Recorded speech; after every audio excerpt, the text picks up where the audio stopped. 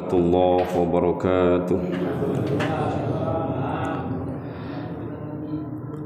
Bismillahirrahmanirrahim. Wassalatu wassalamu ala Rasulillah Muhammad ibn Abdullah wa ala alihi wa sahbihi wa mawalah. Wala hawla wala quwwata illa billah, amma ba'd. Hadratil mukarramin, para alim, bapak-bapak, ibu-ibu yang insyaallah semuanya mendapatkan ridha dari Allah SWT. Marilah kita senantiasa memanjatkan puja dan puji syukur kita kehadirat Allah SWT atas limpahan nikmat, taufik, hidayah serta anahnya, sehingga kita sama-sama alhamdulillah bisa berkumpul di masjid yang mubarak ini untuk membahas atau membaca kitabnya para ulama. Salah satunya adalah kitabnya Syekh Nawawi Al-Bantani yang dikasih nama Nashaikhul Ibad. Semoga benar-benar menjadi nasihat bagi kita semua, jadi salah satu petunjuk kita semua mendapatkan ridho Allah Subhanahu wa taala. Salat dan salam kita sanjungkan keharibaan Nabi besar Muhammad sallallahu alaihi wasallam. Semoga kita senantiasa selalu membasahi bibir kita untuk mengucapkan sholawat kepada baginda Rasul. Allahumma sholli wa sallim wa barik ala sayyidina Muhammad wa ala ali sayyidina Muhammad. Bapak-bapak, ibu-ibu sekalian yang insyaallah dimuliakan Allah SWT, seperti biasa sebelum kita membahas materi kitab ini, kita kirim Fatihah untuk guru-guru kita dan kita sambung dengan qasidah burdah. Semoga apa yang kita bahas pada malam hari ini menjadikan salah satu ilmu yang bermanfaat dan barokah. على هدينا ولكنة صالحة وإلى حضرة النبي المصطفى محمد صلى الله عليه وسلم وعلى آله وأزواجه وذريته وقربته من الأنبياء والمرسلين والأولياء والشهداء والصالحين والصحابة والتابعين والعلماء والمصنفين وجميع الملائكة المقربين، ثم خصوصا شيخ القادر الجيلاني وخصوصا شيخ عبد الدين ابن حجر العسقلاني وخصوصا Syekh Nawawi Al-Bantani wa jami'i asadi kiram min madrasal Qudsiyah wa min ma'ditul rum syai'ulillahi lahum al-Fatiha. A'udzu billahi minasy syaithanir rajim. Bismillahirrahmanirrahim. Alhamdulillahi rabbil alamin, arrahmanir rahim, maliki yaumiddin, iyyaka na'budu wa iyyaka nasta'in, ihdinas siratal mustaqim, siratal ladzina an'amta 'alaihim ghairil maghdubi 'alaihim waladdallin. Amin. Allahumma salli wa sallim wa barik alaihi wa ala alihi. Ya Rabbi bil Mustafa balligh maqasidana waghfir lana ma madha ya wasi'al karami. Ya Rabbi bil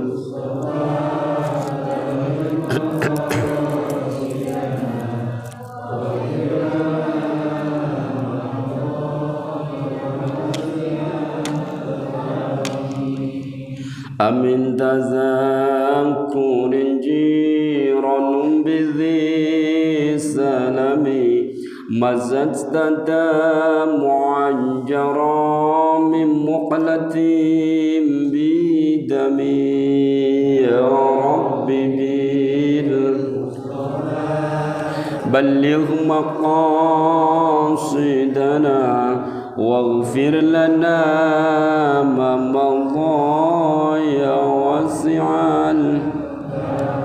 Muhammadun sayyidul kaunaini wa thaqalaini wal fariqaini min urbin wa min ajami. Ya Rabb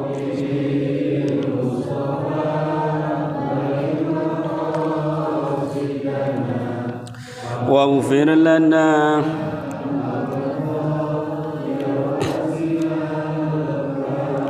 huwal habibul ladzi turja safa'atuhu لكل هول من الأهوال مقتحم يا رب بلغ مقاصدنا واغفر لنا ما مضى يا واسع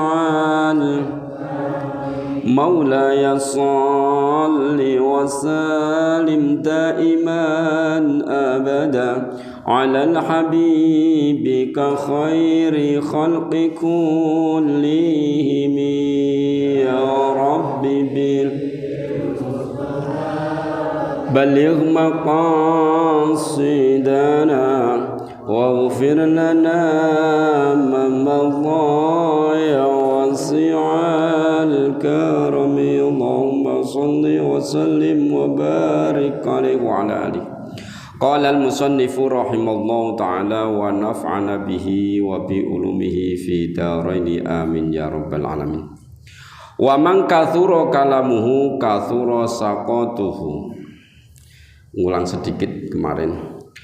Wa man kathura kalamuhu, barang siapa yang banyak bicara, kathura saqatuhu, maka dia akan banyak salah.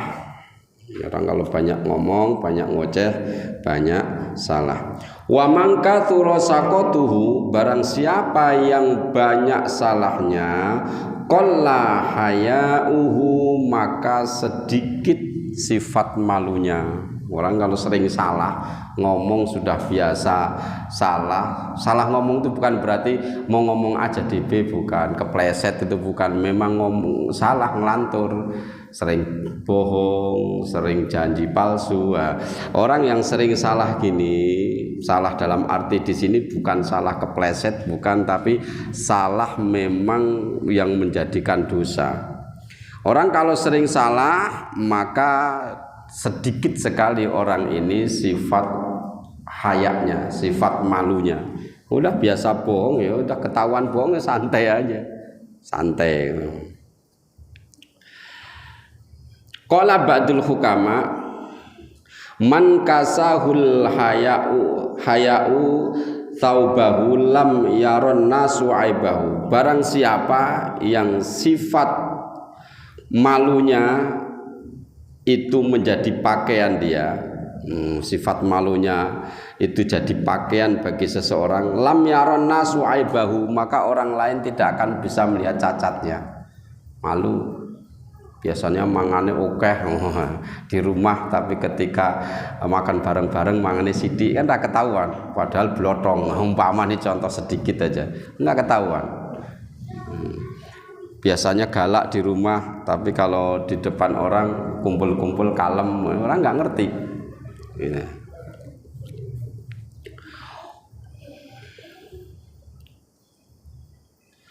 Waqala ba'dul bulagha, dan telah berkata sebagian ahli balaghah, hayatul wajhi bi hayaihi, hidupnya wajah itu bihayaihi, itu sebab sifat malunya orang. Wajahnya akan kelihatan cerah, hidup, wibawa, maksudnya di sini itu disebabkan lantaran sifat malunya yang luar biasa. Bukan malunya di sini bukan malu-maluin dan bukan malu ini ya, malu minder, bukan. Di sini tuh malu yang menjaga muruah. Ini beda loh. Kalau malu minder kan umpama nih punya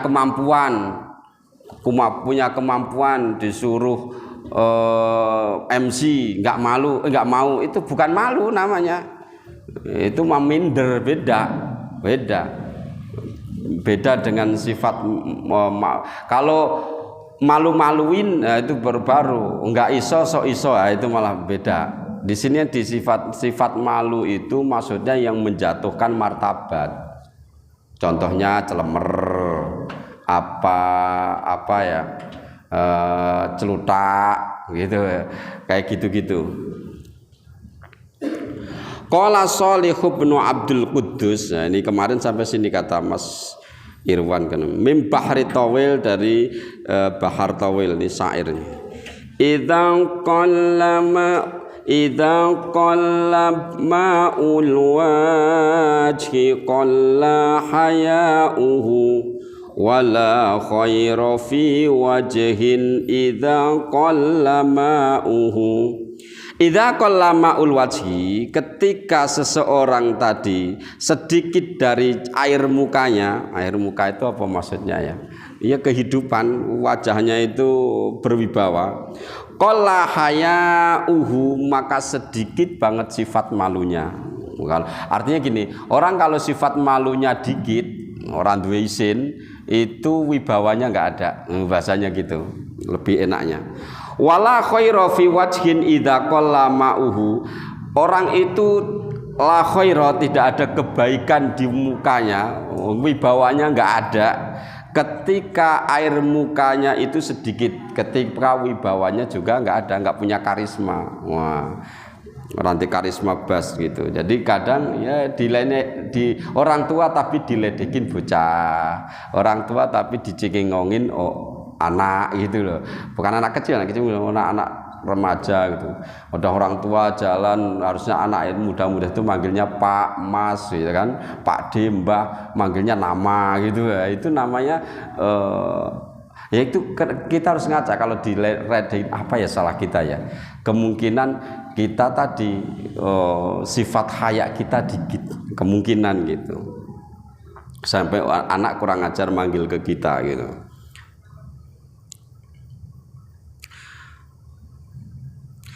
Haya'uka fakhfaduhu alaika wa innama yadullu ala fi'lil karimi haya'uhu. Haya'uka fakhfadhu, maka jagalah sifat malumu, tetapilah jaga sifat malumu alaika.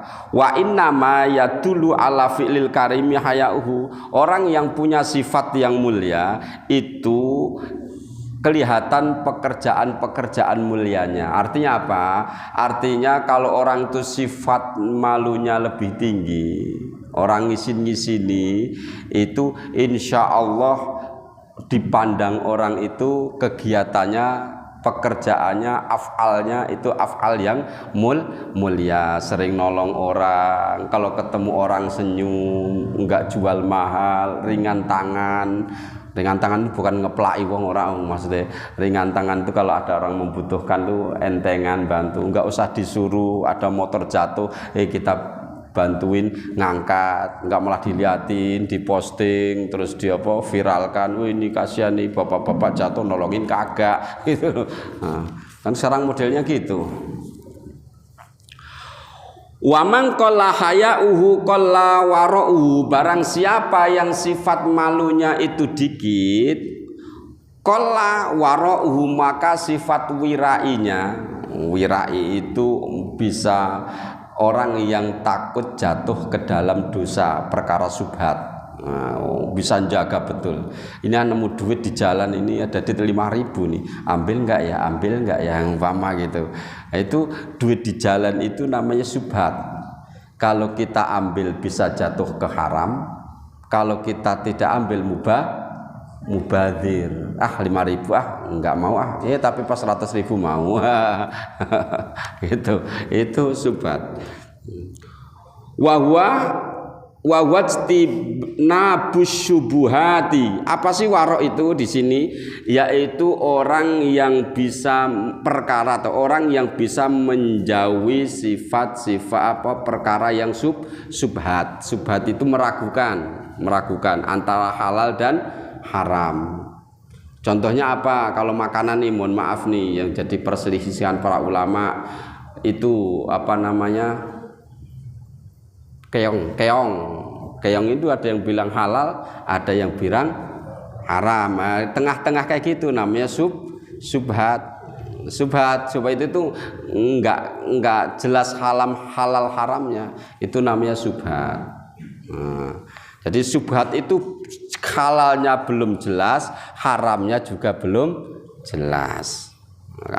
Kenapa ulama berani mengharamkan? Karena menurut para ulama dia kalau di daratan juga tahan lama gitu. Tapi menurut ulama yang menghalalkan karena dia hewan air. Itu makanya ya udah tinggal sampean mau makan apa enggak. Kalau pas makan bilang halal, kalau pas enggak makan contohnya kayak gitu contohnya. Wahwa istinabu subuhati, yaitu menjauhi subhat, khaufan karena takut, minal wuku'i fil muharramati, karena takut jatuh ke dalam perkara yang diharamkan, itu subhat.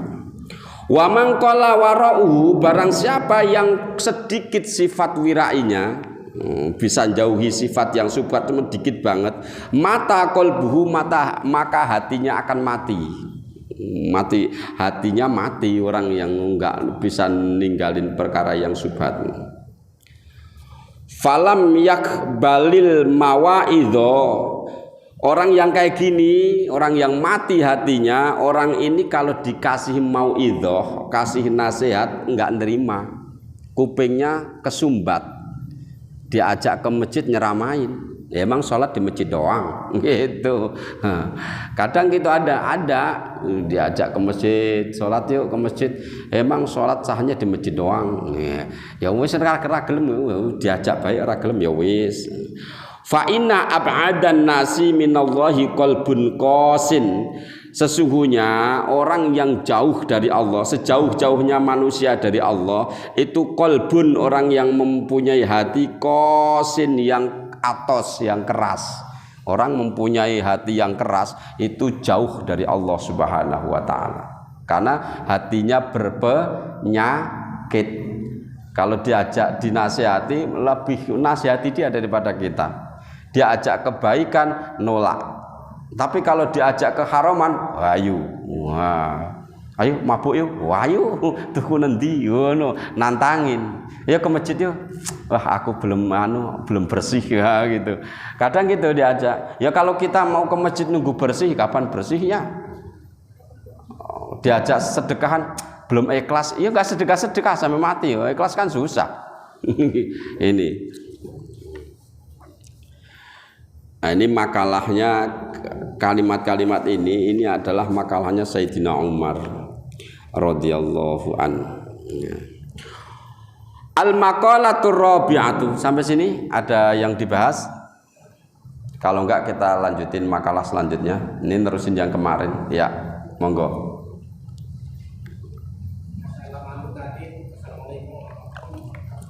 Waalaikumsalam warahmatullahi.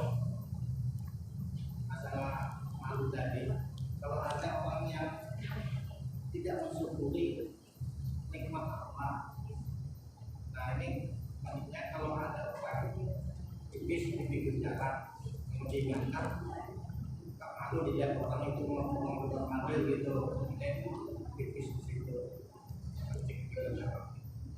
ngapain malu sama orang? Kalau malu sama Allah, nah itu gimana jawaban itu? Ya, balik gampang Pak. Lah gimana Anda bisa malu sama Allah, sama orang aja nggak malu? Yang jelas-jelas sama orang aja nggak malu, yang lihat, yang kamu lihat, orang itu ngelihat. Apalagi dia ngelihat kamu nggak lihat. Makanya ini malah justru contoh bagus. Orang kencing di jalan, pinggir jalan, ngewer-wer, kadang ditempelin pohon pisang.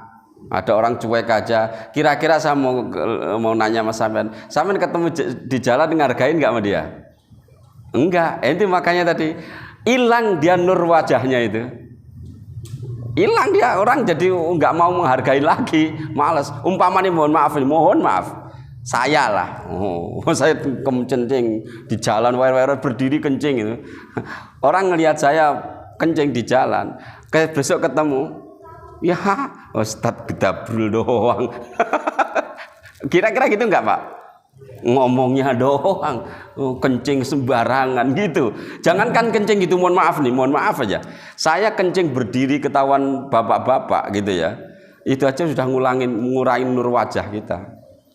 Serius. Makanya saya usaha kencing mesti nyari WC yang bisa jongkok. Ya satu memang itu perintah, yang kedua jaga muruah Pak. Karena itu namanya menghilangkan nur wajah gara-gara sifat malunya dikit. Sifat malunya dikit. Contoh yang kedua, mohon maaf nih sering kita lakukan, ya kalau bisa jangan kentut sembarangan. Ini juga mohon maaf nih, ini juga kola hayauhu, berat kita lagi ngobrol-ngobrol enak sambil makan cemilan gitu, brot gitu. Mohon maaf, itu ngurangin sifat kehormatan itu kola maul wajhi. Jadi cahaya maul wajhi harusnya itu maksud maul wajhi itu wajah kelihatan cerah gitu loh ya. Orang tuh lihat enak gitu. Ketika orangnya itu sifat malunya hilang, ngeremehin jadinya. Allah, kentut sembarangan itu ngurangin. Gitu Pak maksudnya ya. Ya. Yang lain? Kalau nggak ada kita lanjut. Mari kita lanjut makalah selanjutnya. Wal maqalatur rabi'atu, makalah yang keempat, an Utsman radhiyallahu an, dari Khalifah Utsman radhiyallahu an. Khalifah Utsman itu khalifah yang ketiga setelah Umar bin Khattab. Pertama Sayyidina Abu Bakar, terus Sayyidina Umar, Sayyidina Utsman. Abu Bakar itu wafatnya murni wafat. Umar itu dibunuh, ya. Utsman juga wafatnya dibunuh pas membaca Al-Quran sampai tengah-tengah. Kalau sampean buka itu Al-Quran ada tulisan merah atau hitam ditebelin wal yatalattaf. Lah itu menurut riwayat disitulah pas Sayyidina Utsman kena tusuk. Nah, makanya pas beliau baca wal yatalattaf itu pas terjadi pembunuhan. Oh, berarti mereka orang jelek? Enggak. Orang dibunuh itu belum tentu orang jelek. Memang dari zaman dulu itu ya orang itu sirik, iri, dengki itu memang ada Pak. Bukan zaman sekarang doang. Dari zaman dulu. Ada yang nggak setuju dengan pemerintahan udah bagus nggak setuju, ada. Ada yang jelek amburadul tapi didukung terus, ada. Kayak gitu kehidupan. Annahu qala fi tafsiri qaulihi ta'ala wa kana tahtahu kanzul lahuma wa kana abuhuma salihah ila akhirih. Ini surat apa ini kira-kira? Pak, ada yang tahu Bu? Yang saya baca ini surat apa? Surat itu. Ini surat Al-Kahfi. Surat Al-Kahfi yang sering dibaca malam Jumat. Wakana, dan ada tahtahu, di bawahnya rumah, ini ada rujukannya itu. Kanzun, itu ada barang simpanan lahuma untuk kedua anak yatim. Yang waktu itu ceritanya Nabi Khidir dengan Nabi Sulaiman lewat perkampungan, di situ ada tembok yang mau roboh, ya kan? Itu ama Nabi Khidir bukannya itu yang nungguin rumah itu, yang punya rumah itu orang yang sangat pelit, sangat pelit, kikir. Bukannya Nabi Khidir dibiarkan roboh, enggak, tapi malah justru diluruskan, dibenerin lagi. Sehingga Nabi Musa tanya, lah ini gantian punya orang yang enggak bener, rumahmu ambruk dibenerin. Tadi ada kapal bagus-bagus dibolongin. Tadi ada anak kecil ganteng dicekek. Gantian ini ada rumah mau roboh malah dibenerin gitu. Nabi Musa protes. Nabi Musa kan secara syar'i ini, syariat. Kalau Nabi Khidir itu hikmah.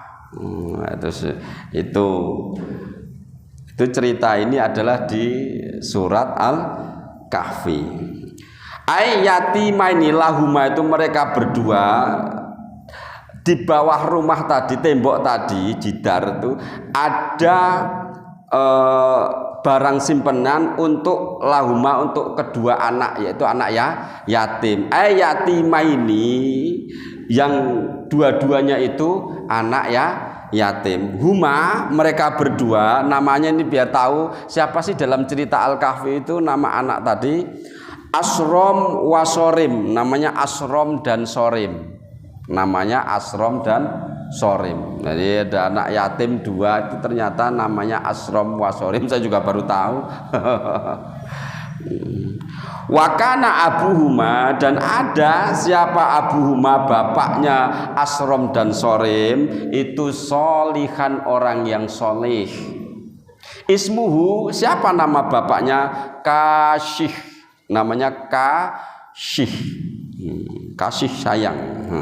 Namanya Bapak Kasih. Itu kita kan kalau baca terjemahnya Al-Quran kayaknya nggak ada itu, nggak ada dalam kurung namanya, nggak ada kan, cuman anak yatim, dua anak yatim dan bapaknya gitu kan. Kalau di sini ada dikasih keterangan anaknya namanya Asrom sama Sorim, bapaknya namanya Kasih. Al-Kanzu, barang simpenan tadi, lauhun itu berupa papan. Jadi yang disimpan barang karun tadi yang punya anak yatim itu barang simpenan itu lauhun berupa papan min dahabin, dari emas. Papan tapi dari emas, Pak. Jangan dikira papan patok kuburan, bukan. Ini papan tapi emas. Harganya ya kalau sekarang bisa miliaran kalau papan mah. Wa alaihi, dan di atas papan alauhi, di atas papan sab'u asturin, ada 7 coretan, ada 7 catatan, baris catatan, maktubun yang ditulis fi ihdaha, di dalam salah satunya lauh tadi, as-sab'ati, yaitu 7. Apa itu tulisannya? Ihdaha, salah satunya tulisan tadi, tulisan 7 tadi yang ada di dalam lauh tadi. Tulisannya apa? 1, ajibtu liman arafal mauta. Ajibtu, tulisannya gitu, tulisan di dalam lauh barang tinggalan anak yatim tadi, yang harusnya barang itu kalau sampai temboknya kebuka itu barangnya langsung nongol. Sama Nabi Khidir diluskan biar tetap kesimpan, ntar anak yatim yang ngambil. Nah, ternyata barang itu isinya papan. Papannya itu dari emas. Papanya dari emas. Dan di papan itu ada 7 tulisan. Yang pertama, ajib tu, kagum saya, heran saya, liman, bagi orang arafal mauta, yang mengerti mati, paham dengan kematian, innahu waqi'un yakinan, maksudnya orang ini, seseorang ini paham kematian dengan seyakin-yakinnya, huwa, tetapi orang tadi yadhaku, masih bisa ketawa gitu. Kayak kita mohon maaf, kita paham kita bakal mati, namun kita masih cengengesan. Ketawa apa? Fisihriyin, yaitu fisihriyi, di dalam penghinaan. Maksudnya ketawa yang apa sih penghinaan? Ketawa yang ngetawain orang, ketawa yang membuat, pokoknya ketawa yang nggak bener dah. Ya bersenang-senang dalam kebatilan lah gitu loh ketawanya itu. Ketawa sering tawain orang, ada orang susah, bahagia banget gitu. Bisa nyelakain orang, keseneng banget. Ada orang dibacok, tetangganya, alhamdulillah umpamanya, kayak gitu. Padahal kita paham kita itu bakal mati, masih seneng, masih suka ngetawain orang, atau sering ketawa gitu bahasanya. Harusnya kan kalau paham kematian sedih, memikirkan apa yang akan dibawa kita besok. Tulisan yang pertama itu araftu liman arafal maut wa huwa yadhaku. Heran saya, ada orang yang paham mati namun masih bisa ketawa-tawa, gitu maksudnya gitu. Wa ajibtu, tulisan yang kedua, Dan saya heran liman bagi orang arafat dunia yang paham dunia fanian itu bakal rusak, paham dunia itu bakal rusak, bakal habis, nggak dibawa mati. Wa huwa yarghabu fiha, tapi orang ini senang banget sama dunia. Ya kita mohon maaf kayaknya masih dah masuk sini, tapi senangnya nggak kebablasan. Seneng yang kebablasan gimana? Ya udah nggak memperdulikan halal dan haram. Jangan dikira Pak, yang seneng haram itu orang miskin doang. Ada ayam dimbat, ada buah orang disikat, enggak. Orang-orang kaya, wow, itu mohon maaf kalau ngembat bukan 1 juta 2 juta, miliaran, triliunan. Wah ini wah lebih ganas mereka. Padahal dia punya duitnya udah banyak, rumahnya banyak. Wah tapi ragusnya luar biasa. Yang dimaksud di sini itu. Ajib tuh liman arafat dunia fanian, dia tahu tuh dunia nggak bakal dibawa mati, gedung nggak bakal dibawa mati, mobil nggak dibawa mati, tapi korupsi jalan terus, ngakalin jalan terus, nyikat barat orang jalan terus, bikin yayasan anak yatim yang diembat sendiri. Mohon maaf nih kalau ada, ya itu dia ngerti itu makanan nggak bener, tapi jalan terus. Saya heran sama orang-orang ini, itu loh tulisannya gitu, tulisan tuh. Watawajjahu ilastigholi, dan hatinya lebih condong, dan dia lebih condong kepada sibuk ngurusin dunia, padahal dunia itu jelas-jelas bakal rusak. Wa ajibtu, ini tulisan yang ketiga. Jadi ada tulisannya nih di Al-Qur'an, nggak ada keterangannya kan? Nah, di sini ada keterangannya nih. Tulisan yang ketiga, wa ajibtu liman arafa annal umura biakdarin wajib tu, dan saya kagum heran liman bagi orang arafa yang tahu siapa man annal umuro, sesungguhnya urusan umur perkara biakdari bitakdirillah, dengan udah ditentukan takdirnya oleh Allah Subhanahu wa taala. Iya ya umur wa yahtamu, tapi orang itu masih sedih. Paham Pak kira-kira gitu? Orang itu kan perkara di dunia ini udah ditentukan sama Allah. Kaya, miskin, susah, seneng, semuanya itu sudah ditentukan. Tapi kita masih aja merasa sedih. Wah ini, saya heran tulisannya gitu.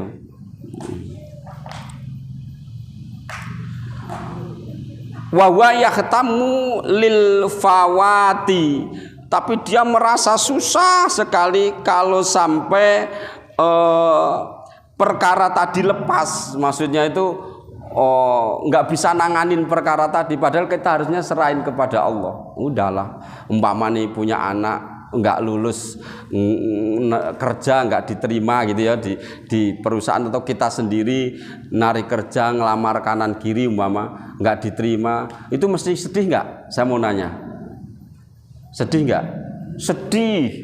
Diputus kerjaan sedih, luar biasa. Padahal kalau kita mau mengembalikan semuanya itu kepada Allah, semestinya hilang. Cuman kadang kita lupa Pak, kembali kepada Allah. Ketika pas sedih, apalagi ada temen yang diterima gitu, terus temennya itu sama kita selevel kepinterannya, wah itu mesti nggak bener nih mainnya nih, wah gitu kadang. Nah ini kelas berat ini, kita masih belum bisa ini.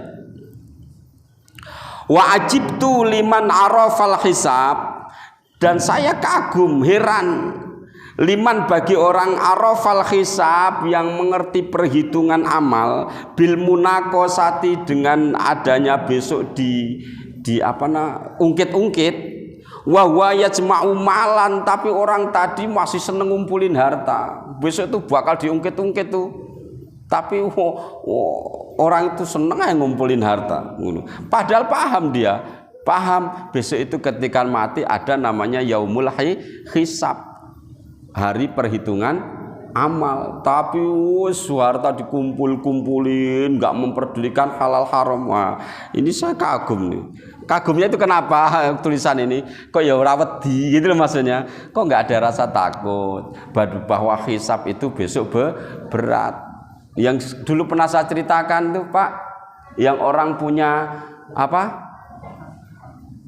kapak satu itu pertanggungjawabannya 40 hari nggak kelar.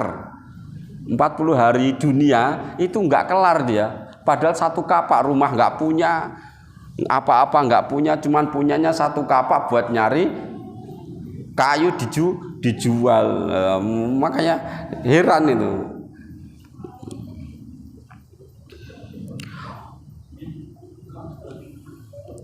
Wajib itu, dan saya heran, liman bagi orang arafan nar yang paham akan neraka, aidarul ikobi yaitu desanya atau daerahnya pembalasan siksa, wa huwa yudhnibu, tapi orang itu berbuat dosa melulu. Kita masih masuk ini.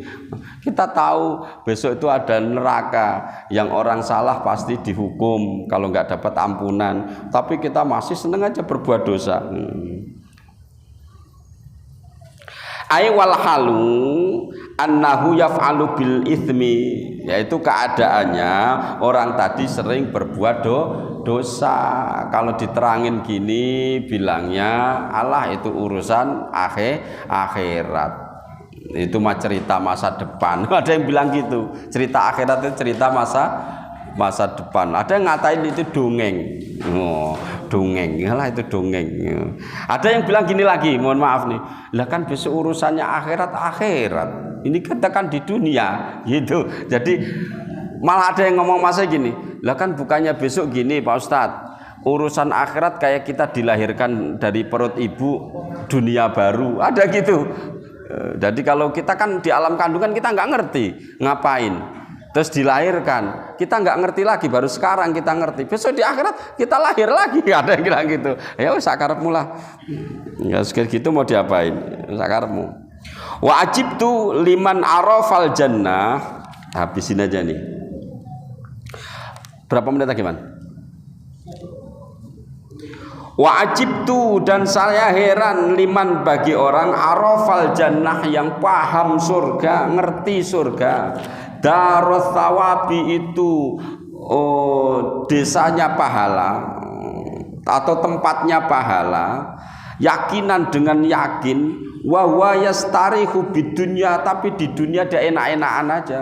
Suruh sholat nggak mau, suruh puasa nggak mau, punya duit banyak ini hari korban nggak mau ngeluarin gitu, bisanya ngerunek doang, bisanya komplain doang. Nah ini mohon maaf, ayyak kebalur rohah di dunia, dia merasa nerima banget dengan enak-enaknya dunia.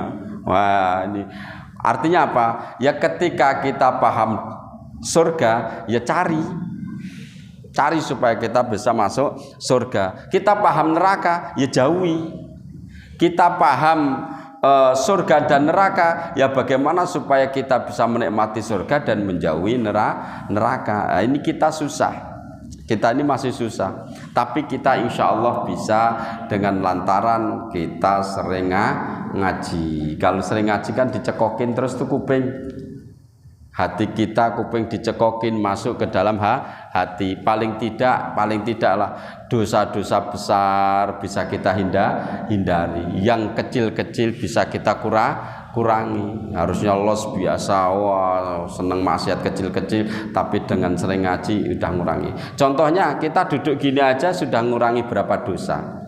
Coba kalau kita di rumah, mohon maaf Pak, nonton TV, nonton handphone, ngerumpi, itu udah berapa dosa yang kita ciptakan, yang kita lakukan dari maghrib sampai isya. Tapi kalau kita duduk gini, ini sudah berapa nilai kita mengurangi dosa. Sering saya terangkan bahwa mengaji 1 jam itu pahalanya seperti sholat 1000 rakaat.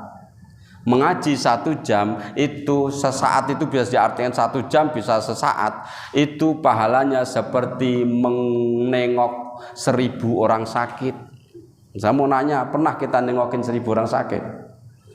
Wah, 1 aja males-malesan. Sekalinya nengokin tangan kosong nggak bawa apa-apa. Udah gitu yang ditengokin orang yang di rumah sakit lagi diinfus, udah gitu banyak nanya lagi kita, Pak sakit apa Pak, kok diem aja lemes gitu, apa yang saya rasain, kata yang sakit, Ya gimana saya mau ngerasain, mau kamu kesini nggak bawa apa-apa. Kalau Mbak Jeruk mah bisa ngerasain asem. Bawa mangga mah bisa ngerasain asem manisnya. Lah kamu tangan kosong kesini mau ngerasain apa? Nengokin 1000 orang sakit nggak pernah. Dan mengiringi 1000 jenazah kita nggak pernah. Kita hitung dari kecil sampai sekarang ya nggak tahu udah ada 1000 apa belum kita ngiringin ke kuburan orang meninggal. Itu pahalanya gede loh Pak. Ngikuti jenazah ke kuburan masih ngiringin itu pahalanya gede. Makanya kalau orang ngerti pahalanya gede, ada waktu, ada kesempatan kita ke kuburan ngikut, ngelihat pemakaman, kita akan kematian. Wajibtu, dan heran saya, liman bagi orang arafa syaiton, yang ngerti setan. Aduan itu sebagai musuh, ngerti setan itu musuh. Lahu bagi orang tadi. Fa'ato'ahu, tapi herannya orang ini malah taat sama setan, mau ngikuti setan. Fi du'aihi, di dalam ajak-ajaknya setan, bukan doa itu mengajak. Dalam pengajaannya setan itu mau. Ilal ma'asi, menuju ke maksiatan, diajak maksiat mau. Makanya setan itu sering saya terangkan, kalau nggoda manusia itu nggak kayak nafsu. Kalau nafsu itu langsung, kalau setan itu step by step, dikit-dikit. Makanya kalimatnya wala tatabi'u khutuwatis syaiton. Jangan engkau ikuti langkah-langkah setan. Setan itu kalau nggoda dikit-dikit Pak. Kadang pancingannya bagus banget. Pergi ngaji, pergi arisan, bukan? Ntar udah ngumpul sama teman-temannya, ini bukan arisan lagi yang diomongin. Siapa? Tetangganya. udah mulai ngeriung ngomongin orang. Lah yang ini males banget, nggak pernah berangkat arisan, boro-boro arisan, kerja bakti aja nggak pernah nongol. Nah, kan ngomongin orang jadinya. Itu bener nggak? Itu khutuwati syaitan. Setan itu pinter Pak. Pertamanya mah bener ngomongnya tuh arisan. Langkah selanjutnya tuh udah ngeriung sendiri, udah mulai ngomongin orang. Itu namanya khutuwati syaitan. Setan tuh ngajak orang untuk zina, enggak langsung tiba-tiba lihat perempuan kejar perkosa, enggak, rayu dulu, diajak jalan dulu, pegang-pegangan, udah selanjutnya gitu. Kayak iklan aks gitu, selanjutnya terserah kamu. Itu setan itu. Makanya setan itu kalau ngoda sedikit-sedikit, tapi ngincernya luar biasa. Satu saat saya ulas lagi cerita Bahram al-Majusi kalau ada waktu kapan. Itu bagaimana Bahram al-Majusi menyembah Allah 250 tahun menurut riwayat, bisa kejebur ke dalam maksiat, matinya su'ul khotimah itu gara-gara siapa? Setan. Wallahu a'lam bishawab. Dah habis. Bapak-bapak, ibu-ibu sekalian yang insyaallah dimuliakan Allah, berapa menit lagi Isya? 5 menit itu. Kalau masih ada pertanyaan monggo tentang bab ini satu bab selesai kelar tumben ini. Di dalam loh papannya yang dimiliki oleh anak yatim sebagai harta warisan yang dipendem, dikubur di bawah jidarun tembok, itu ada 7 tulisan tadi yang ditafsir Al-Quran. Kemungkinan kalau tafsir terjemahan itu nggak ada Pak, sampean biak-biak tafsir terjemahan nggak bakal ketemu. Ini penerjemahan ini mungkin dari tafsir yang lebih lengkap. Kalau tafsir cetakan terjemahan Depak ya, itu nggak bakal ketemu sampean. Cari mana tulisan, nggak ada Pak Ustadz, bohong. Bukan bohong, itu sangat ringkas sekali. Itu baru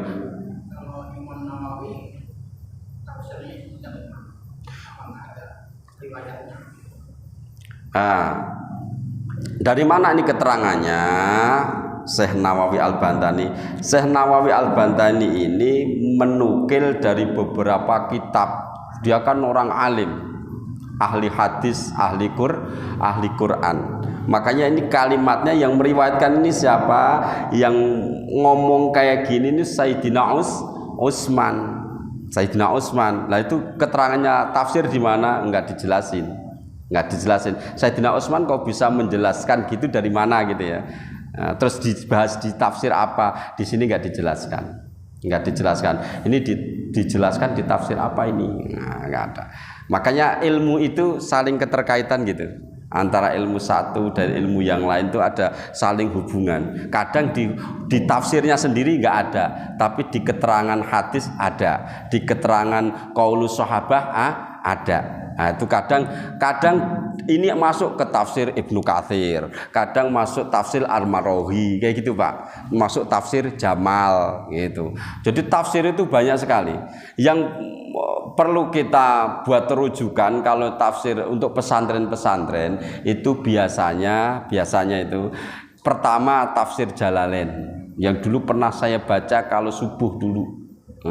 Nah itu tafsir Jalalain itu tafsir yang paling menurut pesantren itu yang paling ringan dibandingkan tafsir-tafsir yang lain.